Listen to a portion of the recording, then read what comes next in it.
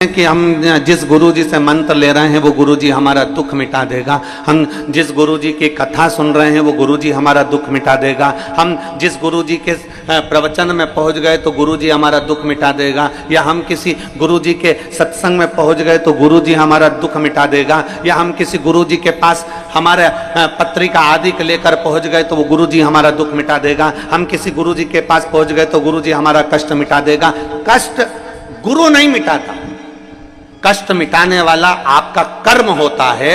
आप जब एक लोटा लेकर मंदिर भगवान देवाधिदेव महादेव को जल चढ़ाने के लिए जाते हो, आप दिल से जब एक बेलपत्र बाबा को चढ़ाते हो, आप जब दिल से भगवान शंकर को रिझाते हो तो तुम्हारा किया गया कर्म धीरे धीरे तुम्हारा दुख कटना प्रारंभ हो जाता है और परमात्मा तुम्हारा हो जाता है। किसकी सामर्थ्यता है जो आपके दुख को मिटा दे?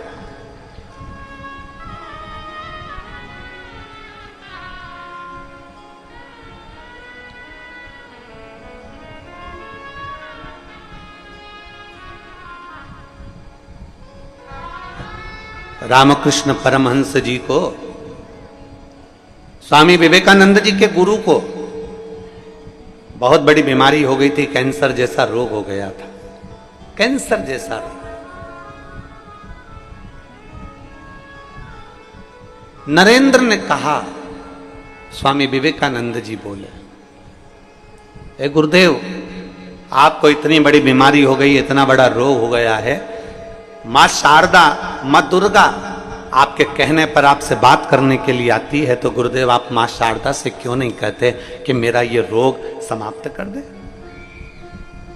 जब इतनी बड़ी बीमारी आपको हो गई है तो मां शारदा से क्यों नहीं कहते?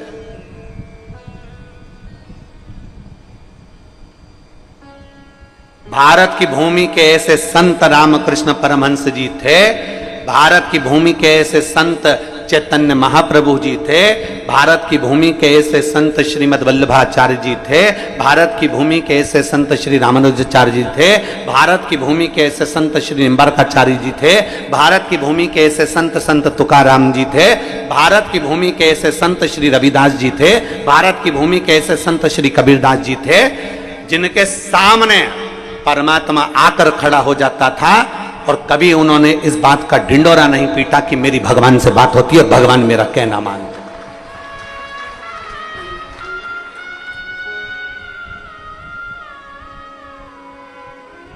आज के जमाने में अगर भगवान सपने में भी दिख जाए ना तो लोग माइकों पर डोंडी पीट पीट के कहते हैं, कल रात्रि को मुझे वो दिखे थे और उन्होंने ऐसा कहा था।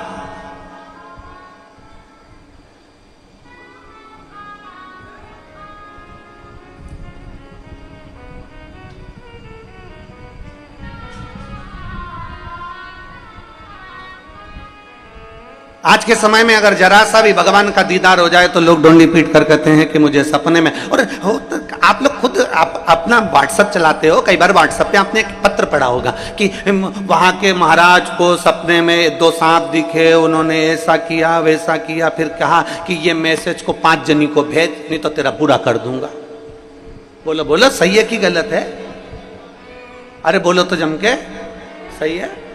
सपने में उनको दिखा और उन्होंने डोंडी पीटना चालू करा कि ये 5 लोगों को भेज, नहीं तो तेरा बुरा करना प्रारंभ कर दूंगा। अब भगवान ने सपने में ये भी बोला था कि जो मैसेज नहीं पढ़ेगा या नहीं भेजेगा तो उसका बुरा हो जाएगा। ये हम भ्रम में जी रहे हैं। एक आडंबर हमारे साथ में लगा दिया गया है, एक हमारे साथ में एक नाटक लगा दिया गया है कि तुम्हें कैसे डराया जाए।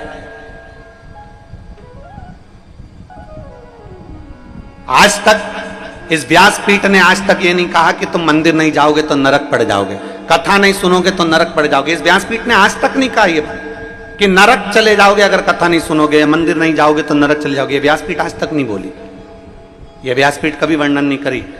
और इस व्यासपीठ ने यह भी नहीं कहा कि तुम स्वर्ग चले जाओगे कि नरक चले जाओगे।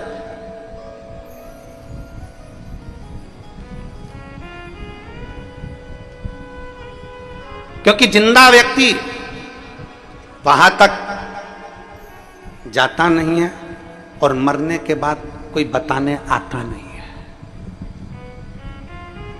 कौन आया बता?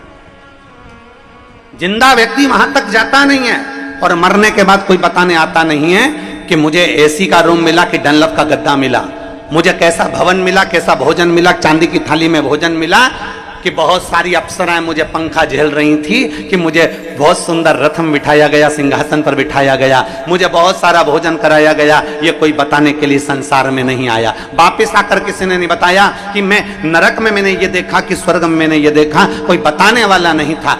जिंदा गया नहीं और मरा आकर बताया नहीं। इसलिए शिव महापुराण की कथा में अमरनाथ की गुफा में माता पार्वती जी ने शंकर जी से पूछा था, भोले बाबा आप हमें बताइए कि बैकुंठ क्या है और नरक क्या है, इसका वर्णन आप हमें करिए।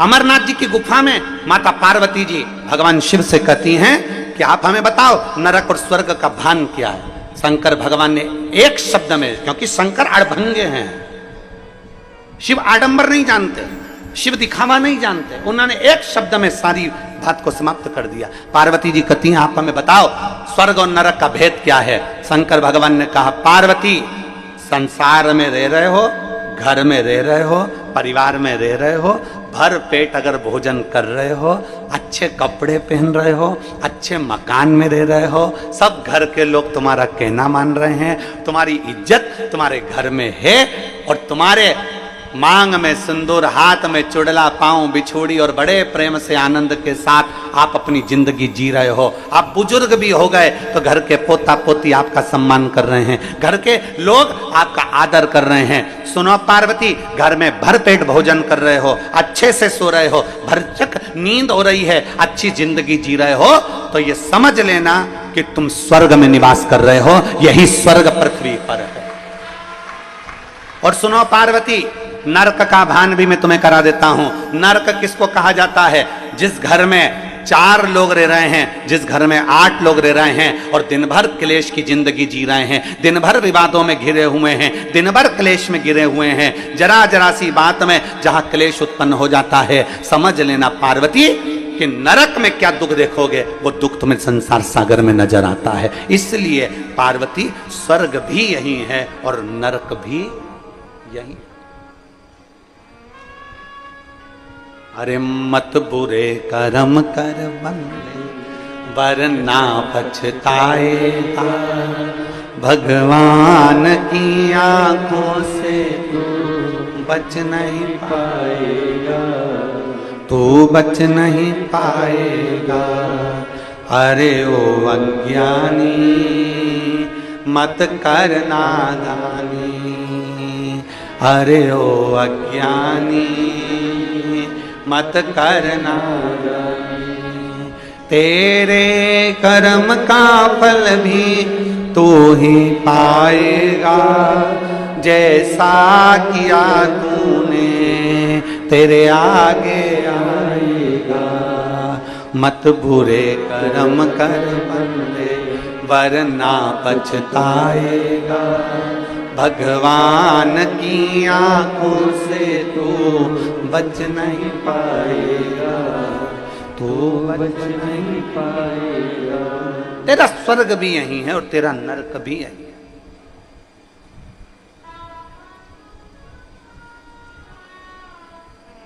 गुरु होता ही जीवन में ऐसा है कि वो आपको स्वर्ग और नरक का दर्शन पृथ्वी पर कराने का प्रयास करेगा। ऊपर की किसने देखी साहब? द्रौपदी से कह दिया गुरु द्रोणाचार्य ने, उस प्रभु का जाप कर, प्रभु का जाप करो, प्रभु को भजो। गुरु द्रोणाचार्य ने यह नहीं कहा कि मेरे चरण पकड़कर बैठ जा, गुरु द्रोणाचार्य ने यह नहीं कहा कि मेरे चरणों में आकर बैठ जा।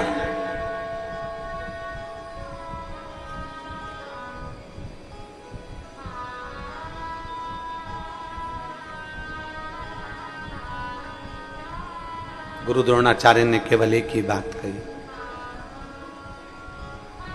उस परमात्मा को याद करो। विपदा की घड़ी हो, विषम परिस्थिति हो, दुख का समय हो, उस समय पर उस शिव को, मेरे त्रिकालदर्शी कैलाशी को याद करो, उसको याद करो।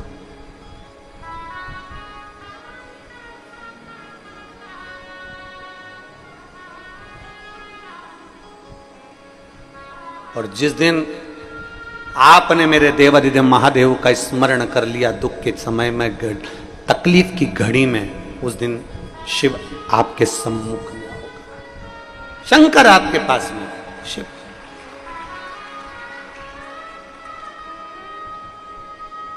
और अंत समय प्रभु आना पड़ेगा, वचन दिया तो निभाना पड़ेगा। आए ना आए प्रभु कुटुंब कबीला, अंत समय प्रभु आना पड़ेगा, वचन दिया तो निभाना। वो गुरु अपना चरण नहीं पकड़ाए,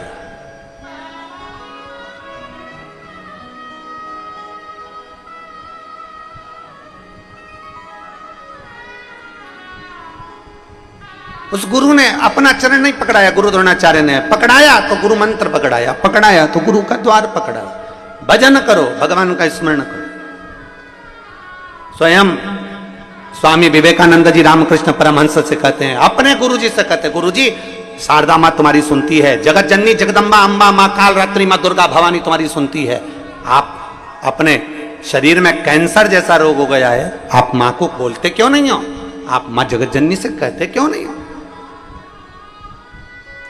रामकृष्ण परमहंस जी ने कहा, तू कह रहा है ना, बोलूंगा बोलूंगा। एक दिन रामकृष्ण परमहंस जी से स्वामी विवेकानंद जी ने कहा, आज तो तुम्हें जगत जननी दुर्गा भवानी से कहना ही पड़ेगा कि मेरा कैंसर का रोग समाप्त करो।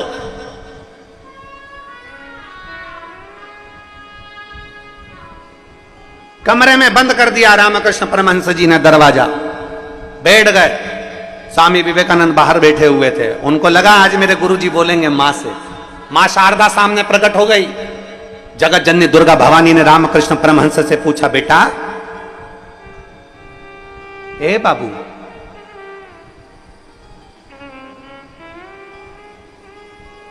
रामा रामकृष्ण, ए बाबू। रामकृष्ण परमहंस जी नेत्र बंद कर कर बैठे थे, आंखों से नीर बह रहा था।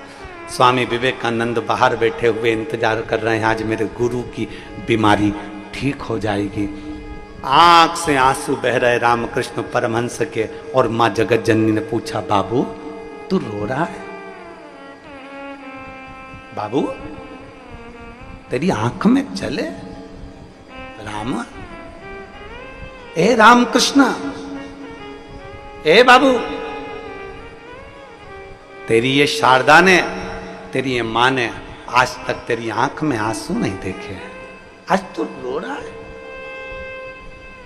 रामकृष्ण परमहंस जी ने कहा, मां आज एक शिष्य के लिए गुरु आपसे बात करने आया है। शिष्य कहता है कि मेरी बीमारी समाप्त हो जाए, पर मां वो तो शिष्य है, गुरु का भला सोचता है। पर मां मैं तो इतना कहना चाहता हूं, अगर आज मैं अपने कर्म का भोग नहीं भोगा तो मुझे दूसरा जन्म लेकर फिर भोगना पड़ेगा, फिर भोगना। मां मेरे भाग्य में जो दुख लिखा है वो तू देते रहना मना नहीं है, पर मां इतनी कृपा करना कि तेरी भक्ति में मेरा मन लगा रहे और मेरी बीमारी का भी मुझे भान ना हो, बस इतनी करुणा कर देना। दुख आएगा, तकलीफ आएगी, कष्ट आएगा, बीमारी आएगी, ऐसा कोई संसार में नहीं जन्मा जिसकी जिंदगी में तकलीफ नहीं आई, ऐसा कोई जिंदगी में नहीं जन्मा जिसके जीवन में दुख नहीं आया, ऐसा कोई बड़े से बड़ा महात्मा हो चाहे छोटे से छोटा व्यक्ति हो, जिंदगी में ऐसा कोई नहीं जन्मा जिसकी जिंदगी में तकलीफ या दुख या कष्ट नहीं आया। बस उस दुख की घड़ी में आप परमात्मा पर एक लोटा जल चढ़ाते रहो, महादेव को एक लोटा जल चढ़ाते रहो, जिससे वो दुख की घड़ी निकलती चली जाए, तुम्हारा ध्यान उस दुख में ना जाए, तुम्हारा ध्यान उस तकलीफ में ना जाए।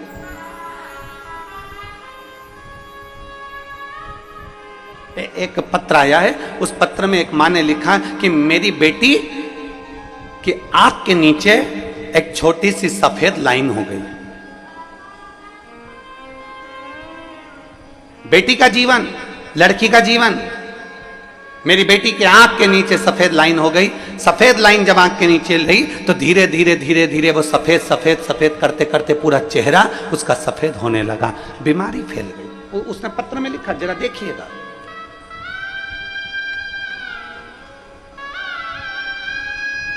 मैं अर्चना बेलवंशी, पति सुरेश बेलवंशी, परासिया, जिला छिंदवाड़ा, मध्य प्रदेश के निवासी हूं। मेरा मोबाइल नंबर ही है। कहीं बैठी हो तो हाथ हिलाइएगा। अगर कहीं बैठी हो तो हाथ हिला सकती है और बेलपत्र लेने यहां आ सकती है। हाँ जी, दिख गए। बेटी आई है क्या साथ में? आई है, ले आओ इसको, बेलपत्र लेकर जाओ। जाओ। मैं अर्चना बेलवंशी, पति सुरेश बेलवंशी, परासिया, जिला छिंदवाड़ा, मध्य प्रदेश की निवासी हूं। मेरा मोबाइल नंबर यह है। मेरी बेटी अंशिका बेलवंशी, उम्र 5 वर्ष है। उसकी आंख के नीचे सफेद दाग हो गया और उसके चेहरे पर पूरा दाग फैलता चले गया और पूरा चेहरा उसका धीरे धीरे सफेद होने लगा। 2023 में हमने डॉक्टर को दिखाया। जितना जितना उसको दिखाते गए वैसे वैसे उसके शरीर पर वो बीमारी फैलती चली गई। अब बेटी का जीवन है गुरुजी, कैसे इस बीमारी को देख लें। तब मेरे मम्मी पापा, ममता रकोशिया, पिताश्री अमित लाल रकोशिया जी के कहने पर मैंने पहली बार आपकी कथा टीवी पर सुनना प्रारंभ करी।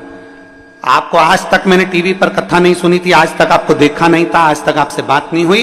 पहली बार कथा मैंने टीवी पर देखी और आपने कहा कि पूर्णिमा की रात्रि को गाय जब बछड़े को दूध पिलाती है तो उसके मुंह में फेन आ जाता है, उसको चम्मच में निकाल लो और उस फेन को शरीर पर लगाकर उसको चंद्रमा की रोशनी में रखिए और रुद्राक्ष का जल शिव जी को चढ़ाकर उसको पिलाइए। हमने बेटी को शंकर जी के मंदिर भेजना चालू कर दिया। मेरी बेटी देखकर रोती थी कि मेरा चेहरा कैसा हो गया, मेरा शरीर कैसा हो गया। तब हमने अपनी बेटी से कहा, उस पर भरोसा रख, बाबा को 1 लोटा जल चढ़ाती रहे, मंदिर की सफाई करती रहे। और बाबा का क्या गुणगान करूं गुरुदेव, मेरे बाबा तो शंकर हैं और मैं क्या कहूं, आपकी वाणी में केवल शिव पुराण नहीं है, शंकर खुद वाणी से ऐसा लगता है कि बोलता है। बाबा आज मेरी बेटी पूरी तरह से ठीक हो गई, उसका चेहरा वापस वैसा की वैसा हो गया और उसका रोग समाप्त हो गया। मैं बाबा को प्रणाम करने के लिए एक शिव तत्व की प्राप्ति, एक शंकर ओघड़ी की प्राप्ति।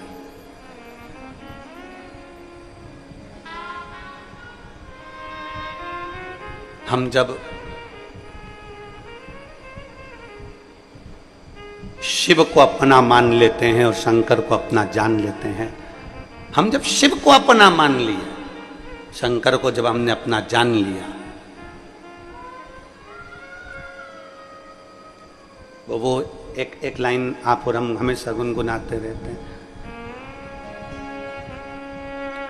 रिश्ता तेरा मेरा सबसे प्यारा, रिश्ता तेरा मेरा सबसे प्यारा, तू मेरा बाबा, मैं हूँ तेरा लाला, मैं हूँ तेरा लाला, तू मेरा बाबा, मैं हूँ तेरा लाला, मैं हूँ तेरा लाला। एक विश्वास, एक भरोसा,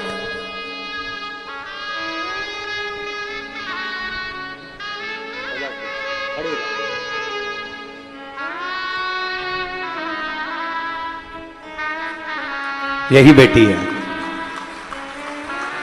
जिसका पूरा चेहरा, शरीर धीरे धीरे सफेद हो गया था, चर्म रोग हो गया था, पर आज बाबा ने एक विश्वास के साथ उस बेटी का पूरा शरीर वैसा की वैसा ही कर दिया। यह शिव तत्व है।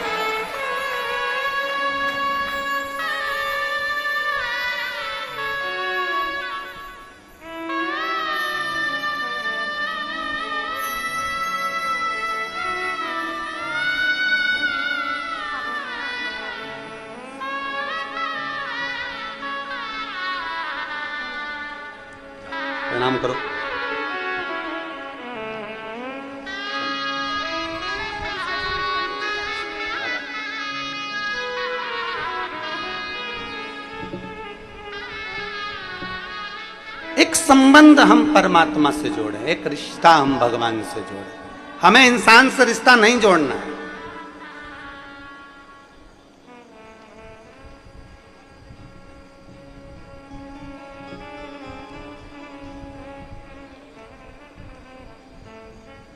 याद करो जगत गुरु शंकराचार्य जी का वो समय,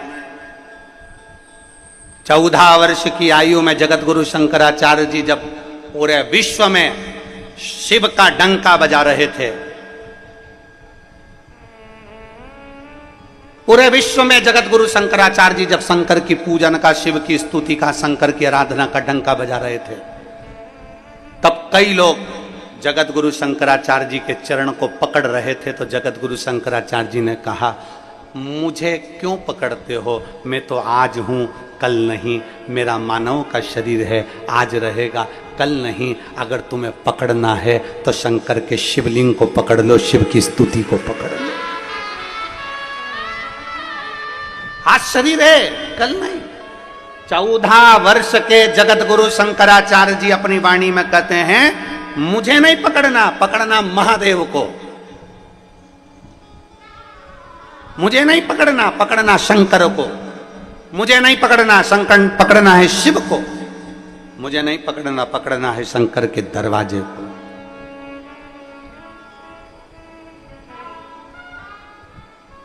हमसे कोई संबंध आपका नहीं है, संबंध परमात्मा से बनाइए।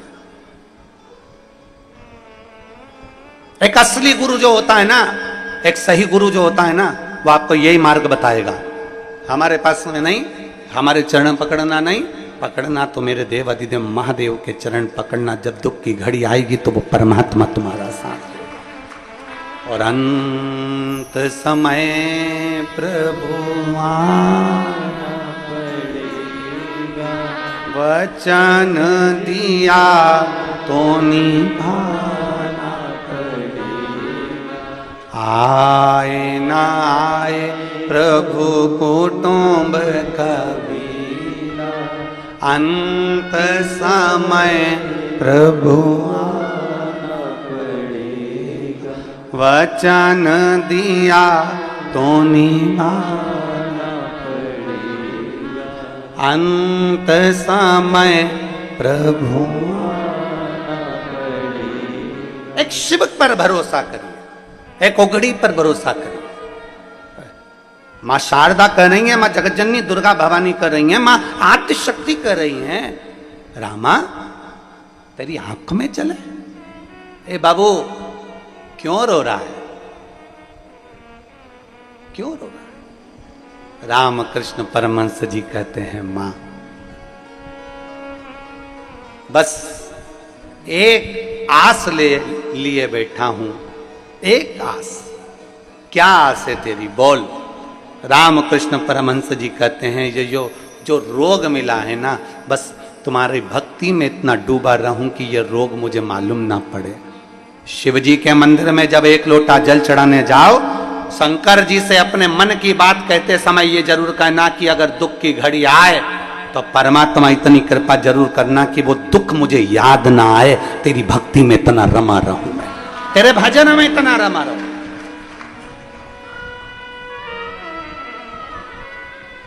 मुझे याद ना आए ये सब, ये दुख मेरे सम्मुख में याद ना आए।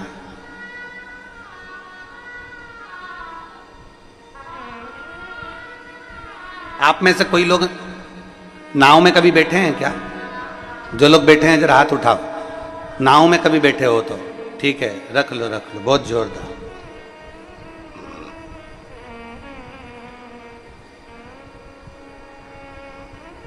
पतवार देखिए,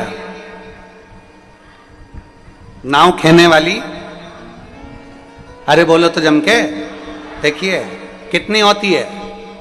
2। एक क्यों नहीं होती?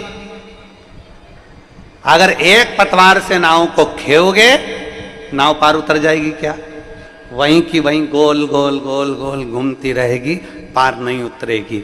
उसी तरह मेरे ओघड़दानी मेरे शंकर भगवान माता पार्वती को अमरनाथ की गुफा में बैठकर कहते हैं, पार्वती सुख और दुख ये 2 पतवार है, और ये 2 पतवार नाव में लगी रहती है, उसी तरह संसार सागर में जो जन्म लेता है उसको सुख और दुख की दो पतवार पकड़ाई जाती है। अगर एक पतवार दी जाए तो वो वहीं गोते लगाता रहता है। ये दो पतवार ऐसी होती है जो व्यक्ति को मंजिल तक पहुंचा देती है, मंजिल तक पहुंचाती है। केवल सुख सुख मिल जाए ना, केवल अच्छा ही अच्छा मिल जाए, गुलाब जामुन खाने को मिल जाए तो दांत सड़ जाते हैं, अगर पेड़ा ही पेड़ा खाने को मिल जाए तो दांत सड़ जाते हैं। अभी तुम रोज भोजन कर रही होगी, उसमें नुक्ती, मिक्सचर, खिचड़ी, रोटी, सब्जी सब मिल रहा होगा। तुम एक दिन विचार करना कि मुझे तो नुक्ती खाना है, बूंदी बूंदी खाना है, तो थोड़ी देर बाद रुमाल ऐसा रख के कथा में बैठी रहोगी। अब कोई तुमसे पूछे क्यों, हुआ क्या? नुक्ती पेट में भी दुखती और दांत में भी दुखती। अब कोई पूछे तुमसे कि तू ये दांत पर मुंह पर ये कपड़ा लेकर क्यों बैठी है, तो कहे बस आज मेरे दांत में बहुत दर्द हो रहा है, आज मेरे को थोड़ा पेट में भी बहुत दर्द हो रहा है, बार बार ऐसा लग रहा है कि मड़ोड़ उठ रही है बार बार। तो कोई पूछेगा क्या खाया था, तो कि खाने को तो रोटी भी थी, खिचड़ी भी थी, दो चीज़ थी। अगर ज़्यादा कहीं तबीयत मबीयत गड़बड़ हो तो खिचड़ी खा लो, और अगर अच्छे दमदार हो तो रोटी निपटा लो। पर मेरी भी बुद्धि मारी गई थी, अकेली में जोरदार अच्छी कुरकुरी सी नुक्ती थी, वो निपटा गई। अब मुझे क्या मालूम था कि नुक्ती पेट में दुखती, अब मुझे क्या मालूम था, मेरे को तो लगा कि अच्छी है।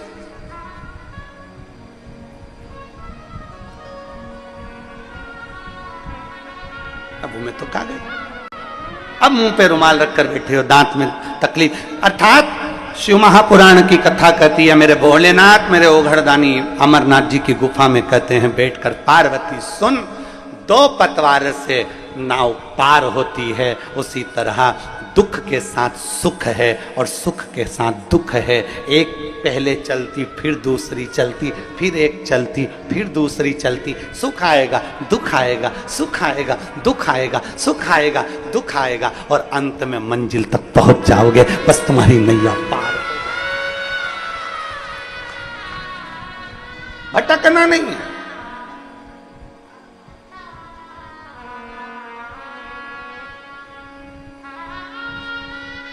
भटकना नहीं। अगर हम इस सुख दुख की नाव में सवार हैं, मंजिल तक पहुंचना है तो परमात्मा का, रामकृष्ण परमहंस जी से मां जगत जननी करी, मांग तुझे क्या चाहिए, आज मेरा दिल प्रसन्न है क्योंकि तेरे शिष्य ने तेरे लिए सोचा है, तो बोल तुझे क्या चाहिए। रामा बोल दे, रामा, हे बाबू मुंह से बोल तो सरी। रामकृष्ण परमहंस जी कहते हैं, मां आज एक इच्छा है मेरी, वो तू पूरी कर देना। माँ कौन सी इच्छा है, बोल रामकृष्ण परमहंस। माँ पूछ रही है कौन सी इच्छा। तब स्वामी विवेकानंद जी का स्मरण आया और रामकृष्ण परमहंस जी ने कहा, माँ इतना जरूर करना, जब मेरे अंतिम क्षण हो, प्राण छूट रहे हो माँ, तब तेरी गोद में मेरा सिर रखा हुआ हो और मैं अपने धाम को चला जाऊं। बस इतनी क्या कर?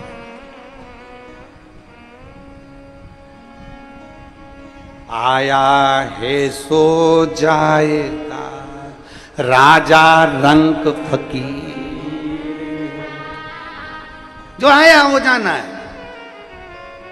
ऐसा संसार में कोई जन्म, मरण और परण, तीन मेरे बाबा के हाथ में है। जन्म, डॉक्टर ने कह दिया 8 तारीख की डिलीवरी का टाइम है, मालूम पड़े 15 दिन पहले हो गई या 10 दिन और निकाल दी। जन्म, मरण, मृत्यु।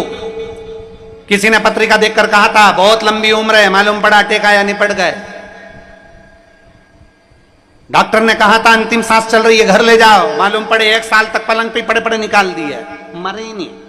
4 बार गीता जी सुना दी, 3 बार गोबर लिप के नीचे सुला दिया, मालूम पड़े फिर सांस चल गई, फिर उठा के पलंग पे लेटा दिया, निपटी ही नहीं, मरे ही नहीं। जन्म, मरण, परण, विवाह, शादी। तुम सोच कर बैठी थी मैं लड़के की शादी करूंगी, ऐसी बहू लेके आऊंगी, लड़की की शादी करूंगी, ऐसा दामाद ढूंढ के लाऊंगी। अब हम क्या बोलें तुमको, तुम सब अच्छे से जान रही होगी तुम्हारे घर में कैसी आई है और कैसे दामाद और कैसे सब मिले हैं, ये तुम सब जानते। कितना कितना सोचा था, कितना कितना विचार करा था, कितना कितना मन में सोच कर बैठे थे।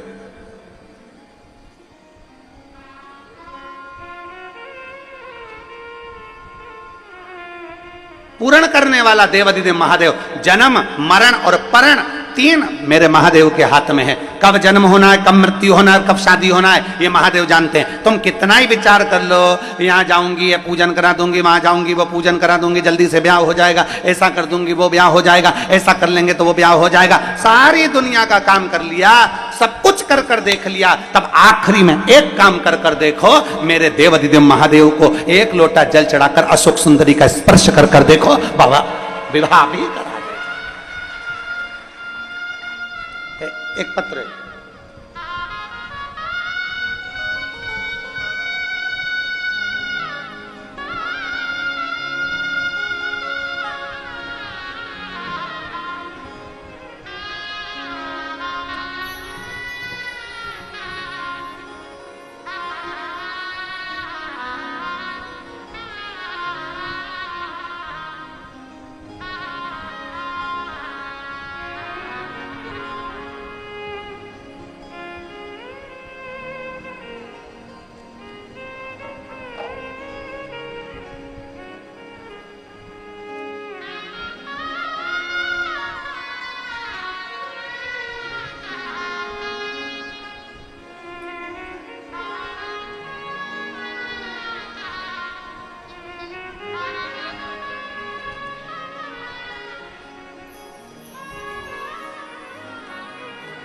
सुमित बालाजी कांवले लातूर से हैं। कहीं बैठे हो तो हाथ हिला सकते हैं। आप ही हैं? श्री शिवाय नमस्तुभ्यं। बेटा आया है जिसकी नौकरी लगी, वो नहीं आया। आ जाओ, एक बेलपत्र लेकर चले जाओ। आइए, हम लातूर से आए हैं, आपको कहना चाहते हैं। मेरे बच्चे की नौकरी नहीं लग रही थी, बच्चा भगवान पर भरोसा नहीं करता था, किसी बाबा पर भरोसा नहीं करता था मेरा बच्चा। तब मैंने अपने बेटे से कहा कि तू एक बार शिव मंदिर जाना चालू कर, शंकर को एक लोटा जल चढ़ाना चालू कर। मेरा बेटा कहता है, माँ क्या शिवजी को जल चढ़ाने से नौकरी लग सकती है? तुम मेहनत कर। वो सियोर वाला महाराज कहता है, इतनी मेहनत करो और शंकर को फिर आखिरी में एक बेलपत्र पर शहद लगाकर बाबा को विनय कर कर जा, जरूर सफलता मिलेगी। और मेरे बेटे ने मेरा कहना माना, एग्जाम देने गया, मेहनत कर कर, अच्छा लगन लगाकर और बेलपत्री पर शहद चढ़ाकर आज मेरा बेटा गवर्नमेंट में सिविल इंजीनियरिंग के पद पर नियुक्त हो गया। मैं बाबा को धन्यवाद देती हूं। ये शिव तत्व है। एक भीतर से एक विश्वास की जागरूकता होना चाहिए, अपने भीतर एक विश्वास की जागरूकता उत्पन्न।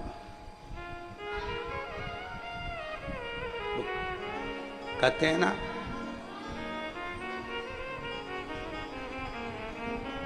थोड़ी मेहनत हाथ की, जम के बोलो आप भी हमारे साथ, थोड़ी मेहनत हाथ की, बाकी की कृपा कुबरेश्वर नाथ की। बाकी की कृपा वो कर।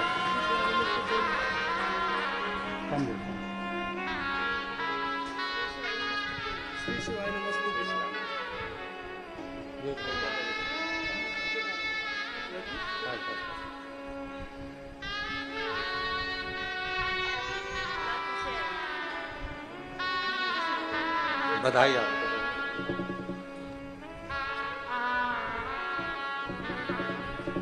थोड़ी मेहनत, जम के बोलो जरा, हाथ की, बाकी की कृपा भोले ना। मेहनत आपको करना है, परिश्रम आपको करना है, संघर्ष आपको करना है, पर बाकी का जो संघर्ष करो, जो मेहनत करो, मेरे शंकर के भरोसे पर कर लो। फिर आगे बढ़ लो, मेरा भोलेनाथ आपका हाथ पकड़कर पार कर ही देगा। थोड़ी मेहनत हाथ की, बाकी की कृपा भोले नाथ की, बाकी की कृपा करने वाला वो भोले भंडारी है।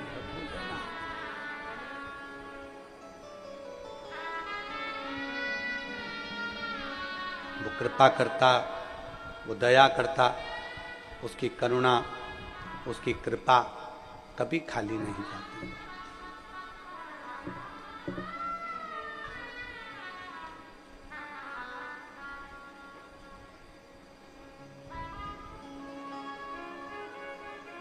उसकी कृपा, मां इतनी करुणा जरूर करना कि अंत समय तेरी गोदी में निकले, ये कृपा है। पट खुला, दरवाजा खुला, स्वामी विवेकानंद जी अंदर आए, गुरु जी के चरण पकड़कर कहा, आज मैं बड़ा खुश हूं। रामकृष्ण परमहंस जी मुस्कुरा दिए। सच्चा संत जो होता है ना, उसके चेहरे की हंसी कभी समाप्त नहीं होती।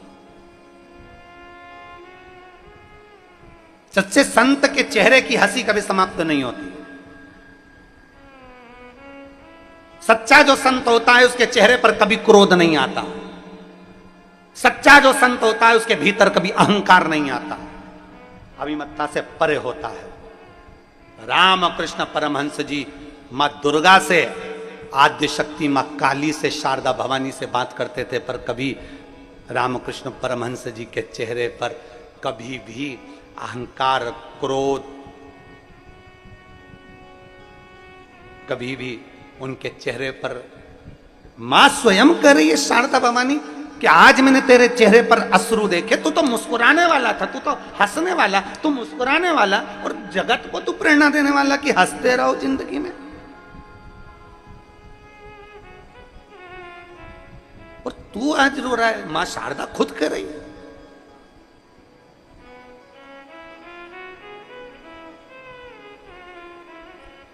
हे राम, तो आज रामकृष्ण परमहंस जी, आज स्वामी विवेकानंद जी ने जैसे चरण पकड़े, मुस्कुरा रहे हैं। नरेंद्र ने पूछा, स्वामी विवेकानंद जी ने पूछा, गुरुदेव आज मैं बड़ा खुश हूं। स्वामी विवेकानंद जी ने पूछा, क्यों आज इतनी प्रसन्नता तेरे चेहरे पर है? स्वामी विवेकानंद जी, नरेंद्र तेरे चेहरे पर इतनी प्रसन्नता है, किस बात की प्रसन्नता है? क्योंकि आज मेरे गुरु का रोग समाप्त हो गया, मुझे उसकी प्रसन्नता है। आज मेरे गुरु का रोग समाप्त हो गया, मुझे उसकी प्रसन्नता है। रामकृष्ण परमहंस जी मुस्कुरा कर बोले, रे नरेंद्र, ओ नरेंद्र। रामकृष्ण परमहंस जी मुस्कुरा कर बोले, मां आई थी, मैंने बात भी करी थी, और मैंने तेरा बोल भी दिया था, शिष्य के कहने पर यहां आया हूं। पर नरेंद्र, मैंने मां से अपने रोग की मुक्ति नहीं मांगी, मैंने मां से केवल मांगा तो इतना मांगा कि मेरी दुख की घड़ी में तेरा भजन करता रहूं और वो दुख मुझे याद ना आए, बस इतनी कृपा कर देना। ऐसा कौन जिसके जीवन में दुख ना आए? ऐसा कौन जिसके जीवन में तकलीफ ना आए? ऐसा कौन जिसके जीवन में कष्ट ना आए? तुम कितना बड़ा भी अगर मिनिस्टर है, कितना बड़ा भी मंत्री, संतरी, कलंतरी, कितना बड़ा भी पदाधिकारी, चाहे वो बड़े से बड़े ओहदे पर बैठा हो, चाहे वो कलेक्टर हो, एसपी हो, चाहे वो आईएएस ऑफिसर बनकर बैठा हो, चाहे कितने बड़े भी ओहदे पर बड़े से बड़ा ऑफिसर बनकर बैठा हो, चाहे बड़े से बड़ा मिनिस्टर बनकर बैठा हो, चाहे एक छोटे से छोटा गरीब से गरीब व्यक्ति से लेकर बड़े से बड़ा साधु संत सन्यासी तक क्यों ना है, उसकी जिंदगी में भी दुख आता जरूर है। क्योंकि जो जन्म लेता है उसको दो पतवार पकड़ा कर भेजा जाता है, दो हाथ देकर भेजा जाता है कि ये दो पतवार सुख और दुख की है, इस पतवार से तुम्हें पार होना है। सुख भी आएगा, दुख भी आएगा, सुख में भूलना मती और दुख में शंकर को कभी भूलना मती, बस इतना याद रख ले।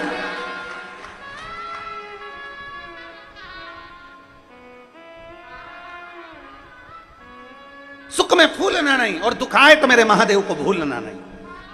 कितना भी दुख आए, मेरे शंभू को, मेरे शंकर को कभी भूलना नहीं। और फिर निवेदन करूंगा, मेरे भारत भूमि की जितनी माताएं कथा सुन रही हैं और विदेश में बैठकर जितने मेरे सनातनी इस पवित्र शिव महापुराण की कथा को सुन रहे हो और जितने कुबेरेश्वर बाबा की कंकर शंकर की धरा पर बैठकर कथा सुन रहे हो, अपने भीतर एक बात को गांठ बंद कर रख लेना कि दुख की घड़ी में कोई साथ ना दे, तब एक लोटा जल अपने घर से भरना, चाहे दिन हो चाहे रात चाहे सुबह हो चाहे शाम, पहुंच जाना मेरे महादेव के पास और कह देना उसको। एक लोटा जल भरना और पहुंच जाना अपने पिता के पास में, अपने बाबुल के पास में, और बाप के पास पहुंचकर उससे अपने दिल की बात कह देना, उसको पिता मानकर, उसको अपना पिता जानकर अपने मन की बात कह देना। बाबुल आज मैं दुखी हूं, बाबा आज मैं बहुत तकलीफ में हूं, पिता आज मेरे जीवन में ये तकलीफ आकर खड़ी हो गई, सारी समस्या का हल एक लोटा बोल बम का नारा है, उससे कह दो जाकर, उससे।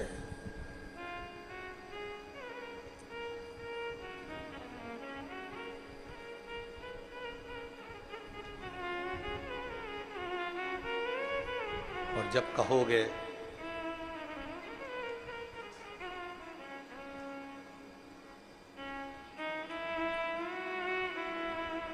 जब उससे जाकर विनय करोगे, जब उससे जाकर कहोगे, विनय करोगे, निवेदन करोगे, तो जिंदगी का एक सुख अपने आप रहे। मांगू क्या मैं क्या नहीं तुमने दिया, मांगू क्या मैं क्या नहीं तुमने दिया, मुझको तुमने ना कहीं झुकने दिया, मुझको तुमने ना कहीं झुकने दिया, मुझको तुमने ना कहीं झुकने दिया, मुझको तुमने ना कहीं झुकने दिया। क्या मांगे? उससे बस कह सकते हैं,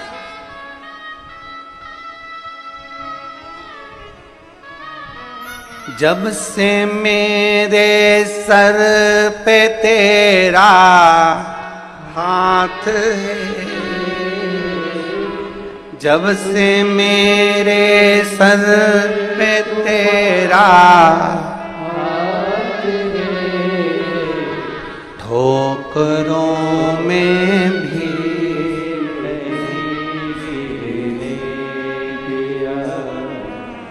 ठोकरों में भी नहीं गिरने दिया, मांगू क्या मैं क्या नहीं तुमने दिया, मांगू क्या मैं क्या नहीं तुमने दिया,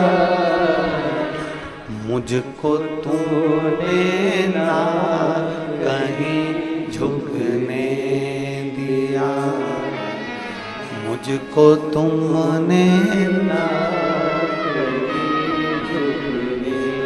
ये शिव औघड़ी है, उसके चरणारविंद का रज, उसके चरणों की प्रीति आपको आपकी मंजिल तक पहुंचा देती है। एक प्रीत अपने भीतर शिव को पाने की रखी है, शिव को पाने।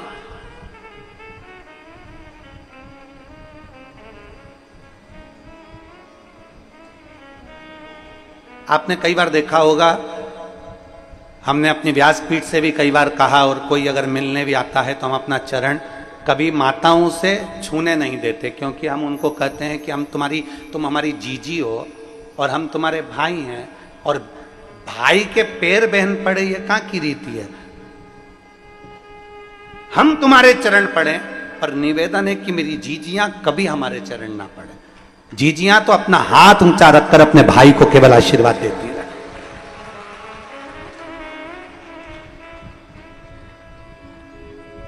और अगर चरण पकड़ना है तो किसी संसार के लोगों के नहीं, चरण पकड़ना है तो किसी संसार के व्यक्ति के नहीं। अपने सास ससुर के चरण पकड़ो, अपने पति के चरण पकड़ो, अपने माता पिता के चरण पकड़ो, और चरण पकड़ना है तो मेरे महादेव के चरण पकड़ दो, इसके सिवा किसी के मत।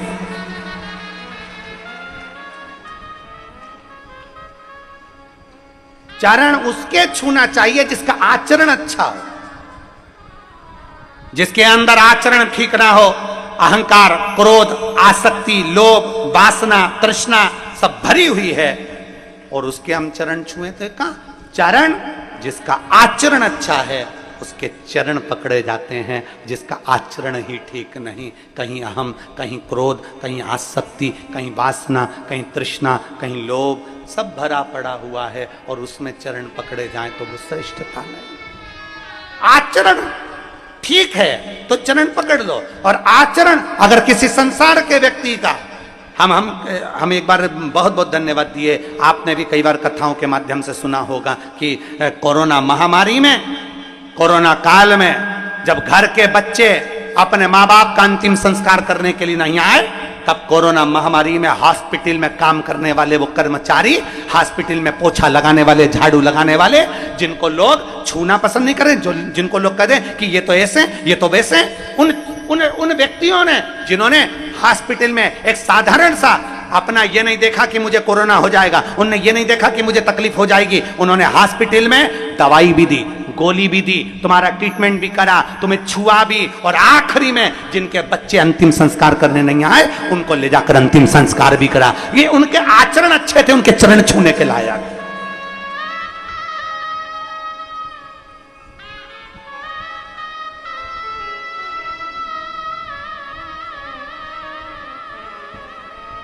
जिनके आचरण ही अच्छे नहीं उनके क्या चरण छुए? अरे हॉस्पिटल में जाओ तो सबसे पहले वो सेवादारों को धन्यवाद दो कि तुम इस हॉस्पिटल की पूरी सफाई करते हो। हॉस्पिटल में जाओ, चिकित्सालय में जाओ तो उन सेवादारों को धन्यवाद दो कि तुम हॉस्पिटल में सफाई करते हो। जिस रोड पर कोई घूमना पसंद नहीं कर रहा था कोरोना महामारी में, उसमें पुलिस प्रशासन का एक एक कर्मचारी चौराहे चौराहे पर ड्यूटी दे रहा था। क्या उनके बच्चे नहीं थे? क्या उनकी पत्नी नहीं थी? क्या उनके माता पिता नहीं थे? पर एक एक पुलिसकर्मी ने चौराहे पर खड़े हो होकर सेवा दी है। धन्यवाद देना उन पुलिसकर्मियों को जिन्होंने अपनी ड्यूटी को सही मायने में निभाया है। साधुता इनको दीजिए। जिसका आचरण ठीक ना हो उसके चरण भी मत छुओ। व्यासपीठ भी ये कहती है, आप आचरण अच्छे नहीं है चरण ना छुए। जिसका आचरण अच्छा है उसके चरण पकड़ लीजिए, उसके चरण पकड़।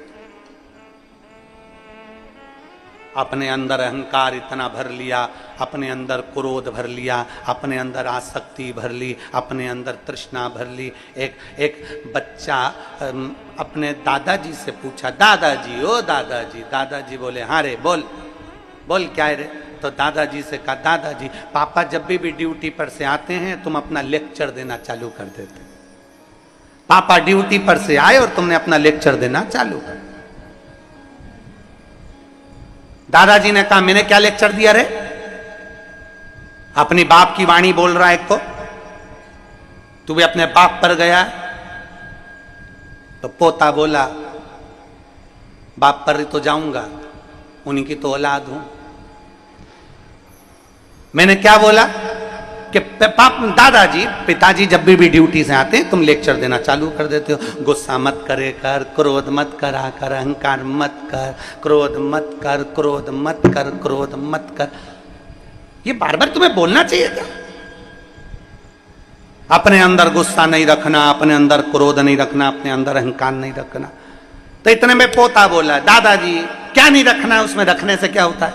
इतने में दादाजी भी चतुर थे, उन्होंने एक झिंगुर उठाया, काकरोच, और दादाजी ने काकरोच उठाकर, झिंगुर उठाकर अपने पोते की शर्ट के अंदर डाल दिया अब तो पोता बार बार झटका रहे, झिंगुर झिंगुर झिंगुर झिंगुर झिंगुर। अब बैठे तो उसको झिंगुर झिंगुर नजर आ रहा। अब दादाजी मुस्कुरा रहे, पोता परेशान। दादाजी ने कह दिया, ले मैंने झिंगुर निकाल दिया। झिंगुर निकालने का दादाजी ने बोल दिया, पर झिंगुर अंदर ही था, चल रहा था। तो पोता फिर बोला, दादाजी झिंगुर, दादाजी झिंगुर, दादाजी काकरोच काकरोच काकरोच। बहुत देर तक फिर दादाजी ने उसके सामने झिंगुर को निकाल कर पटका। अब बच्चा आराम से बैठा। बस दादाजी ने कहा, बेटा मैं अपने पुत्र को, पोते से कहा, अपने पुत्र को कहता हूं कि अपने अंदर क्रोध मत रख, अपने अंदर अहंकार मत रख। एक झिंगुर, एक काकरोच अंदर चले जाता है तो वो सही से बैठने नहीं देता। अगर अंदर क्रोध और अहंकार चले गया तो जिंदगी में अच्छे से रहने नहीं देगा। एक काकरोच अंदर गया, एक झिंगुर अंदर गया, एक काकरोच हमारे वस्त्र में चले गया तो वह हमें अच्छे से बैठने नहीं देता। थोड़ी थोड़ी देर में अगर एक छिपकली तुम्हारे बीच में आ जाए तो तुम, अरे भाई छिपकली आई, तुरंत तुम्हें बैठने नहीं देगा। एक काकरोच, एक चीटा, एक चींटी, एक झिंगुर तुम्हें बैठने नहीं देता, तुम्हें अच्छे से कथा नहीं सुनने देता, तुम्हें अच्छे से काम नहीं करने देता। तो हमारे भीतर अगर अहंकार भरा होगा, हमारे भीतर क्रोध भरा होगा, हमारे भीतर आसक्ति भरी होगी, हमारे भीतर तृष्णा भरी होगी, हमारे भीतर वासनाएं भरी होंगी, तो हमें क्या अच्छा लगेगा? हम कैसे सुख का जीवन जी सकते हैं? हम कैसे परमात्मा से मिल सकते हैं? हम कैसे शंकर के हो सकते हैं?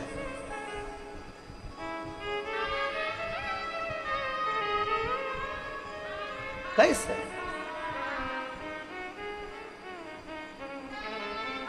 आंधियों में भी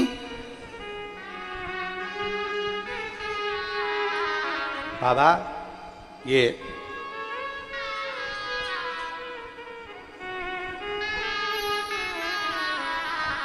आंधियों में भी हम भी मिट जाए।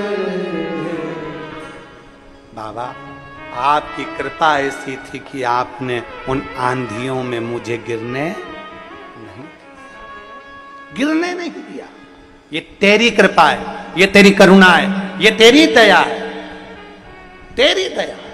एक बहन पत्र लिख रही है, डमरू भी भेजा हो। मेरा नाम सरिता बाथम है, मैं इंदौर से आई हूं, मेरा मोबाइल नंबर ये है। कहीं बैठी हैं सरिता जी? अगर कहीं बैठी हो तो हाथ हिलाइएगा। मेरा नाम सरिता बाथम है, मैं इंदौर से आई हूं, मेरा मोबाइल नंबर ये है। दोनों हाथ हिलाओ। हाँ दिख गए, ठीक है, ऐसा हाथ हिला दो। आ जाओ, एक बेलपत्र ले जाना चाहिए।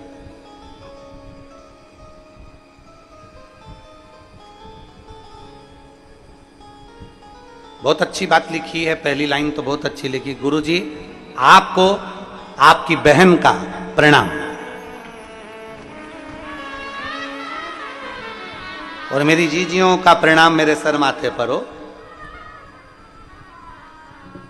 7-8 पंडाल में बैठकर मैं कथा सुन चुकी हूं गुरुजी। पक्षियों को दाना देना, पौधे लगाना, बस ये काम करती रहती हूं। 15 सालों से निरंतर पशुओं की सेवा करना, कोई का पशु का एक्सीडेंट हो जाए तो उसको संभालना, भोजन, पौधा लगाना, पक्षियों की सेवा करना, यह करती रहती। पर मन में एक ही कमी थी, वो किसको कहूं? गुरुदेव, मेरा मकान नहीं था, अब मैं कहूं तो किससे कहूं? तब आपकी कथा ने मुझे बल दिया, और आप कहते हो कि कोई लेट बनता है, कोई जल्दी बनता है, शिव को जल चढ़ाने वाला एक दिन सेठ जरूर बनता है।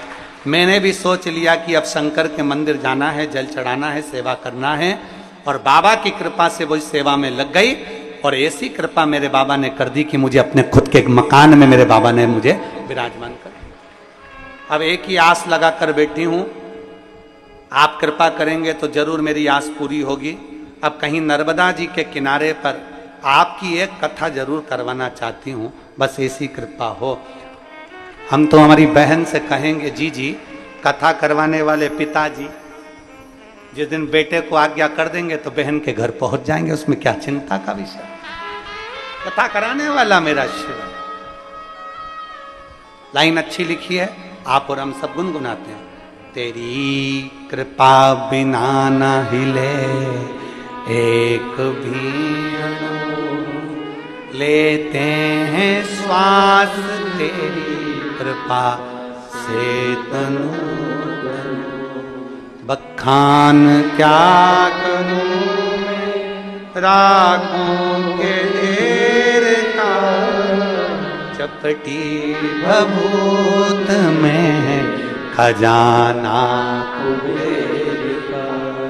हे गंगाधार मुक्ति द्वार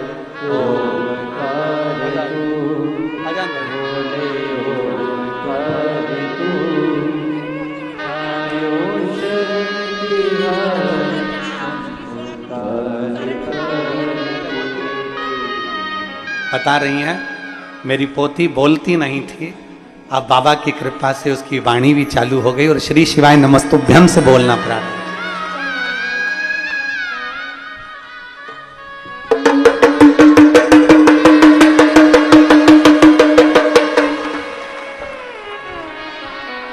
शिव तत्व को पहचान, शंकर ओघड़ी को पहचान। एक विश्वास के साथ जब हम शिव को पहचानेंगे, एक विश्वास के साथ जब हम शंकर को जानेंगे, हमारे दुख मिटाने के लिए हमें किसी को नहीं ढूंढना पड़ेगा। हमारे दुख मिटाने के लिए हमारा महादेव त्रिपुंडधारी, त्रिशूलधारी, डमरूधारी और शिव महापुराणवारी और गौरा महारानी को लेकर हमारे दरवाजे तक आए। और वो भी गुरु पूर्णिमा महोत्सव का एक पवित्र भव्य आयोजन, जिसमें आप और हम बैठकर भगवान शिव से अपने मन की बात करें, दिल से।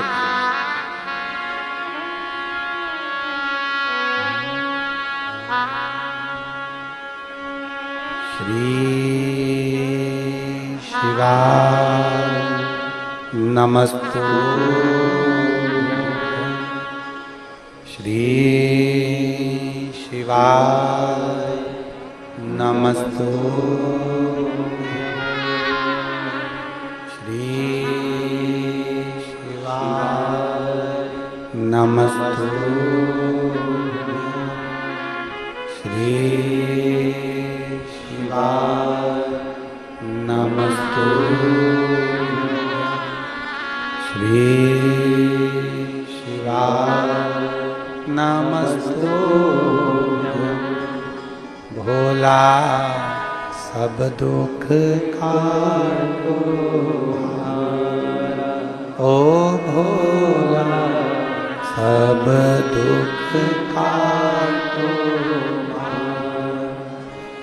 शिव शंकर जपो तेरी माला, भोले बाबा जपो तेरी माला। भोला सब दुख काटो,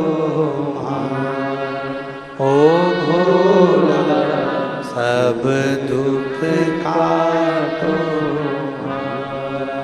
वेश है मंगल मंगलकारी, वेश है मंगल मंगलकारी। शमशान वासी हमारा, शमशान वासी हमारा। ओ भोला सब दुख काटो, ओ भोला सब दुख काटो। शिव को चढ़ाया गया जल कभी खाली नहीं जाता। आप दिल से जैसा पुकारते हैं वैसा बाबा सुनता है।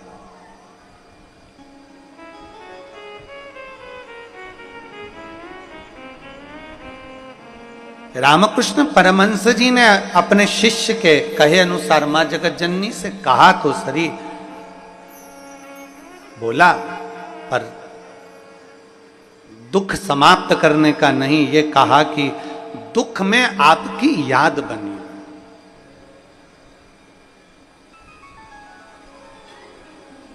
बहुत ध्यान देना महाराज। जैसे जैसे गुरु पूर्णिमा आती है वैसे वैसे लोगों के हृदय में भाव आ जाता है कि हमको एक गुरु बनाना है। निवेदन, फिर निवेदन।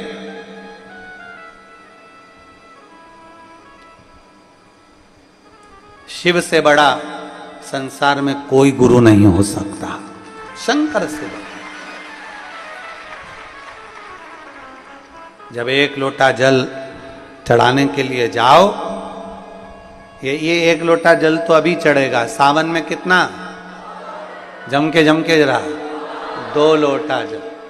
अभी सावन ना लगे जब तक 1 लोटा, फिर सावन में 2 लोटा, क्योंकि चातुर्मास के अंतर्गत सावन के महीने में भक्ति दुगनी करो, जल दुगना करो, मंत्र जाप दुगना करो, स्मरण दुगना, श्री शिवाय नमस्तुभ्यम दुगना करो। किसी भी शंकर के मंदिर में जाओ, अपन तो जप रहे हैं, बीच में एक आध बार जरा जम के मंदिर में भी श्री शिवाय नमस्तुभ्यम, अपन तो जप रहे हैं, साथ में 10 लोगों के कान में भी अगर मंत्र पहुंच गया तो आपका भी जीवन कल्याण और उनका भी जीवन। जपो।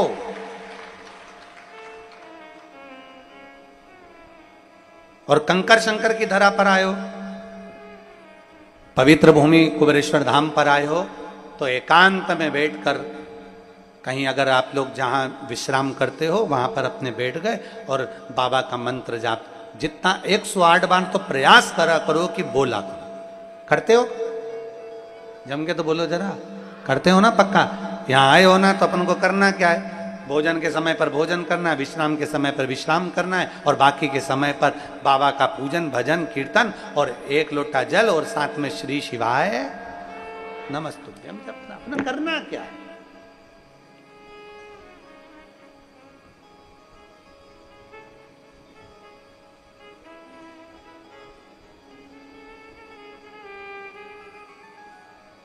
केवल 1 लोटा जल का स्मरण करो और शिव भक्ति में रमे रहो।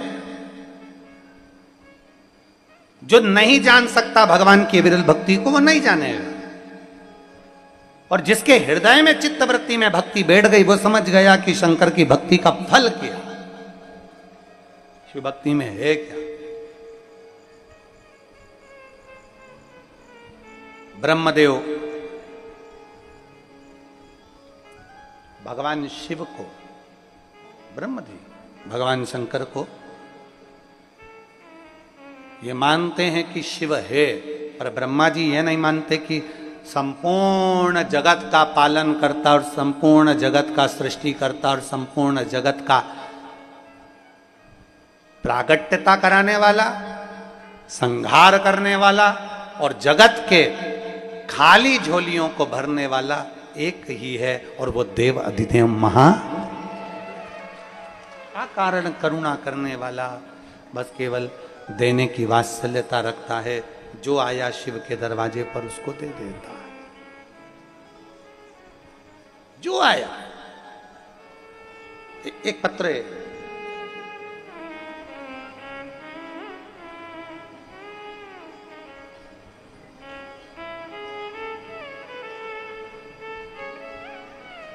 गजेंद्र सिंह सिसोदिया, केसर सिंह सिसोदिया, निवासी केसरिया जी, ऋषभ देव, जिला उदयपुर, राजस्थान से आए हैं। कहीं बैठे हो तो हाथ हिला सकते हैं। हाँ ठीक दिख गए, एक बार दोनों हाथ हिला दीजिए। श्री शिवाय नमस्तुभ्यम। आ जाओ, एक बेलपत्र लेकर चले जाना। आ जाइए। मैं गजेंद्र सिंह सिसोदिया, सन ऑफ केसर सिंह सिसोदिया, निवासी केसरिया जी, ऋषभ देव, जिला उदयपुर, राजस्थान। मोबाइल नंबर मेरा ये है। शिव जी के 1 लोटे जल का मैं क्या वर्णन करूं गुरुदेव। जब उज्जैन में 5 अप्रैल 2023 को शिव महापुराण की कथा हो रही थी, तब मेरी माँ पूरे परिवार को लेकर उज्जैन में आए, तब हमारे पूरे परिवार ने 6 दिन तक उज्जैन की कथा पंडाल में बैठकर श्रवण करी। गला पकड़ रहा है, पंडाल में बैठकर श्रवण करी। गुरुजी, आज सबसे बड़ा प्रसंग देखिए इस पत्र में कि इस बेटे ने अपने अवगुण बाबा के सामने लिखे। दुनिया में लोग अपने गुण लिखते हैं, पर इसने अपना अवगुण लिखा। एक बार जोरदार ताली बजा उस बच्चे को। मैं 25 साल से शराब पीता था। 25 साल से मैं शराब पीता था और मेरा पूरा परिवार बहुत दुखी था। पर 5 अप्रैल 2023 की कथा सुनी। 7 अप्रैल 2023 के दिन मैंने पंडाल में बैठकर आपकी वाणी से जब कथा सुनी, उसी दिन मैंने उस भूमि को प्रणाम कर कर कह दिया कि शंकर जी की इस कथा को मैं प्रमाण कर कर कहता हूं कि आज के बाद कभी शराब नहीं छूंगा। और 25 साल तक मैंने लगातार शराब पी, मेरा पूरा घर दुखी था। पर गुरुदेव, आज आपके इस वाणी से मेरी 25 साल की शराब को छुड़वा दिया। मैं इसलिए बाबा को यहां नमन करने के लिए आया हूं। मेरा पूरा परिवार आज सुखी हो गया, इसलिए मैं आपको प्रणाम करने आया हूं। आ जाओ। इस बेटे ने अपना अवगुण लिखा कि मेरा यह अवगुण था।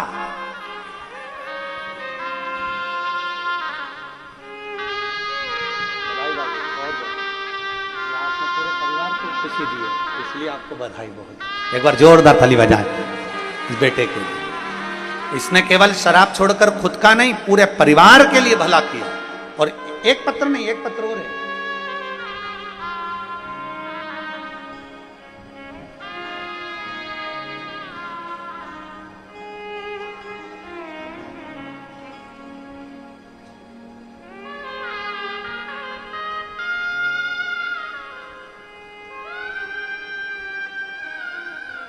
नीता ठाकुर, पत्नी श्री प्रेम सिंह ठाकुर, पठानकोट पंजाब से आई हूं। कहीं बैठी हो तो हाथ हिला सकती हैं। आप ही हैं? श्री शिवाय नमस्तुभ्यम। आ जाओ, एक बेलपत्र लेकर चले जाना। प्रमोद सिंह जी भी आए हैं क्या साथ में? आए हैं? हाथ उठाओ। आइए, आप भी पधारो। एक लोटे जल का मैं क्या वर्णन करूं गुरुदेव, मेरे पास कोई शब्द नहीं है शिव महापुराण के लिए। मेरा तो जीवन ही पूरा मेरे बाबा ने बदल दिया। गुरुजी, मेरे पति बहुत शराब का नशा करते थे। उनकी शराब सारा परिवार को दुख देती थी। इतने तकलीफ में जिंदगी चल रही थी कि हम लोग बहुत दुखी हो गए थे। तब आपकी कथा पंजाब में हुई, और पंजाब में जब आपकी कथा हुई तब हमने उस कथा में बाबा से विनती करी और वहीं से पशुपतिनाथ का व्रत उठा लिया। गुरुदेव, आप कहते हो ना कि पंडाल में बैठकर कथा सुनो तो बाबा कुछ ना कुछ जरूर देता है। हमने पंडाल में, पंजाब के पंडाल में बैठकर कथा सुनी और बाबा से विनती करी। आज मैं बाबा को धन्यवाद देने के लिए आई हूं कि भटिंडा में जब आपने कथा कही थी, उस कथा में मैंने बाबा से मांगा था और मेरे पति के लिए कि बस इनकी शराब छूट जाए। और बाबा की ऐसी कृपा हुई गुरुदेव कि भटिंडा पंजाब में कथा सुन के चौथा दिन ही हुआ और मेरे पति ने शराब छोड़ दी और आज तक उन्होंने शराब को हाथ नहीं लगाया। मैं बाबा को धन्यवाद देती हूँ। आइए पधारिए। साधुता में गुरुजी, गला पकड़ रहा है बेटा, खींच कर बोलना पड़ रहा है, बहुत ज्यादा खींच खींच के बोलना पड़ रहा है कथा को। मैं बाबा को धन्यवाद देती हूं और प्रणाम करती हूं। एक बार जोरदार ताली बजाएं।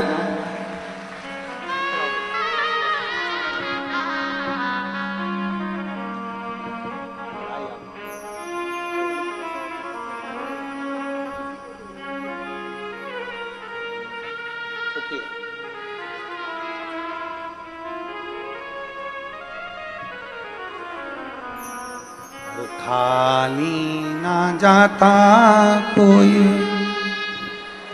दर से तुम्हारे, खाली ना जाता कोई दर से तुम्हारे, मैं भी खड़ी हूँ नन्ही बाहें पसारे, अपने हृदय से लगा लो,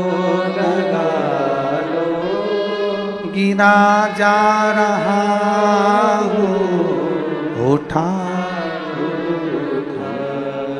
बोले अपने दर से अब तो न टालो, गिरी जा रही हूँ उठा लो।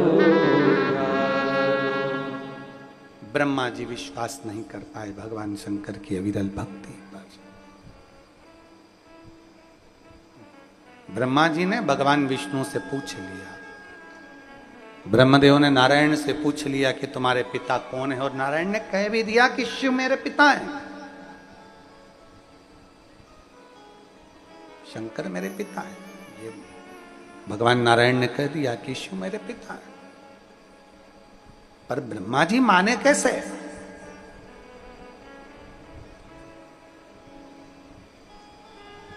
कई लोग कथा को सुनते हैं, जो पत्र आप लिखकर भेजते हैं वो यहां से पढ़े जाते हैं।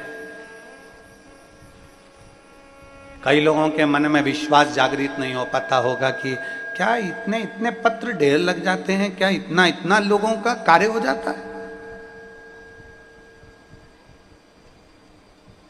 और सियोर वाला महाराज तो ना तो मिलता है, ना बात होती है, ना कोई मुलाकात होती है, केवल कथा कही, अपने कक्ष में गए, भगवत भजन करा। हमारा आप लोगों से निवेदन है कि कक्ष से आए, कथा कही, उस कथा पर आपने कितना भरोसा करा, उस कथा पर आपने कितना विश्वास किया, शंकर जी के मंदिर में कितना जानना चालू करा। ये सारे पत्र आपके हैं, आपके भरोसे के हैं, आपके विश्वास के हैं।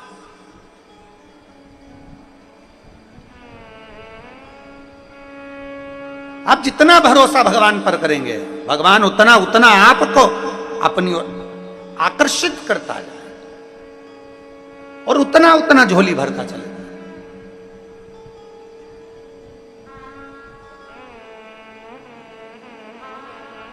ब्रह्मा जी को विश्वास नहीं हुआ, ब्रह्मा जी के मन में भरोसा जागृत नहीं हुआ।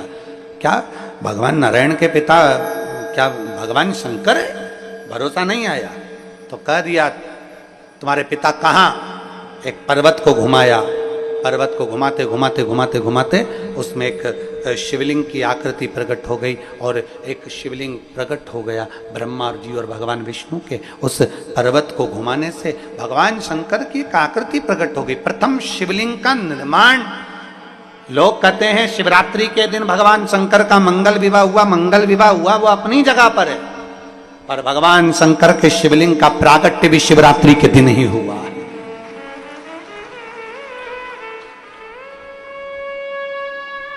इसलिए शिव महापुराण के 7 दिन की कथा में छठे दिन की जो रात्रि होती है उसको क्या कहते हैं? शिवरात्रि। 5 दिन की कथा में चौथे दिन की रात्रि होती है, वो शिवरात्रि कहलाती है। आप और हम पंडाल में बैठकर भगवान से जो विनय करते हैं, भगवान उसको स्वीकार करता।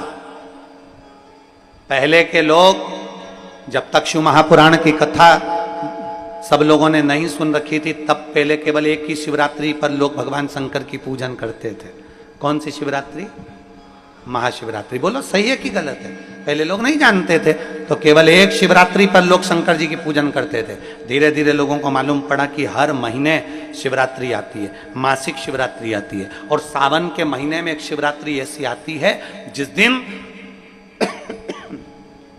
भगवान शंकर का अगर अभिषेक किया जाए, अर्चना करी जाए, तो भगवान शिव अपने मन से संसार के लोगों की झोलियां भर देते हैं। वो शिवरात्रि भी सावन के महीने।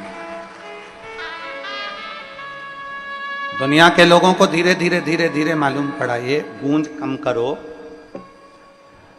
भगवान शंकर के इस पवित्र शिवरात्रि का आनंद दुनिया के लोगों को जागृत हो गया। प्रत्येक शिवरात्रि, हर महीने की शिवरात्रि, और चाहो तो कथा के मध्य में आने वाली भगवान शंकर की छठी रात्रि शिवरात्रि, उसका स्मरण आप और हमारे जीवन में होता, उसका फल कितना है। एक पत्र देखिए,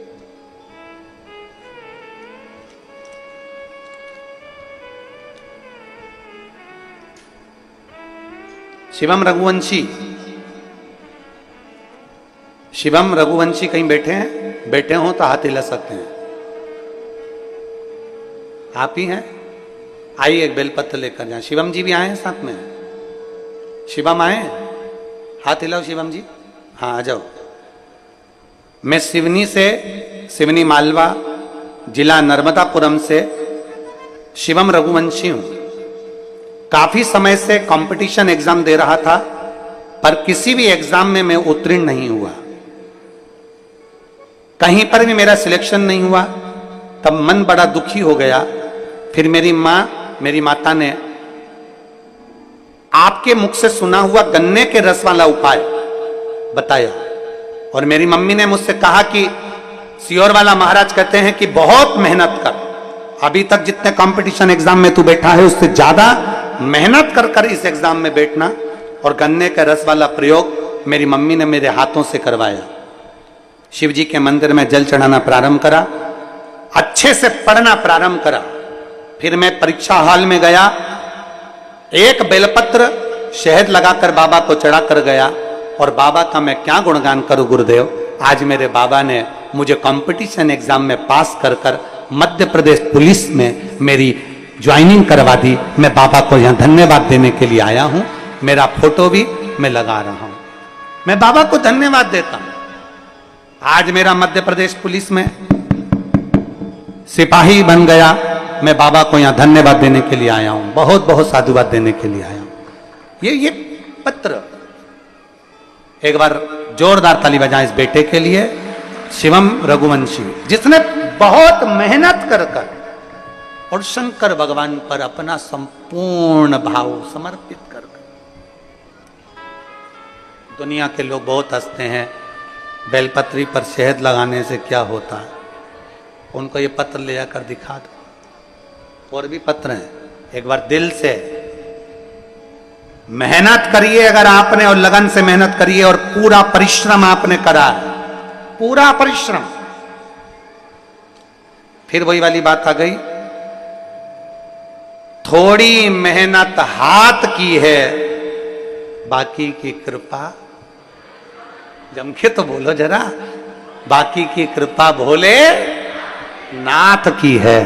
आप जितनी लगन से, जितने परिश्रम से मेहनत कर सकते हो, उतने परिश्रम से करो, उतने परिश्रम से।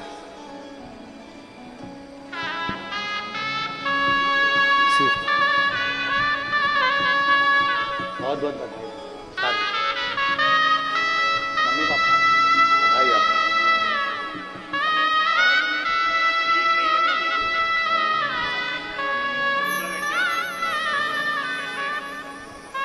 बेटा कह रहा है पापा को कैंसर हो गया था, मैं ट्रेनिंग में था, डॉक्टरों ने जवाब तक दे दिया था, पर 1 महीने लगातार रुद्राक्ष का जल दिया और बाबा की कृपा से ठीक हो गए। ये बाबा का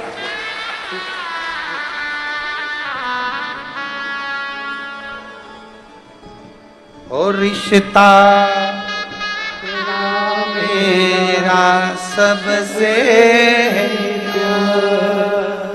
रिश्ता तेरा मेरा सबसे प्यार, तू मेरा बाबा, मैं हूँ तेरा लाला, मैं हूँ तेरा लाला, तू मेरा बाबा, मैं हूँ तेरा लाला, मैं हूँ तेरा लाला। एक विश्वास अपने अंदर जागृत करिए, एक भरोसा अपने अंदर जागृत करिए। जब पूर्ण परिश्रम, पूर्ण मेहनत आप करेंगे ना तो भोलेनाथ भी आपके साथ कदम से कदम मिलाकर चलेगा, ये निश्चित है। मेहनत करो ही नहीं और फिर सोचो कि हम भगवान हमारा भला कर दे। अगर मेहनत करो ही नहीं और फिर सोचो कि भगवान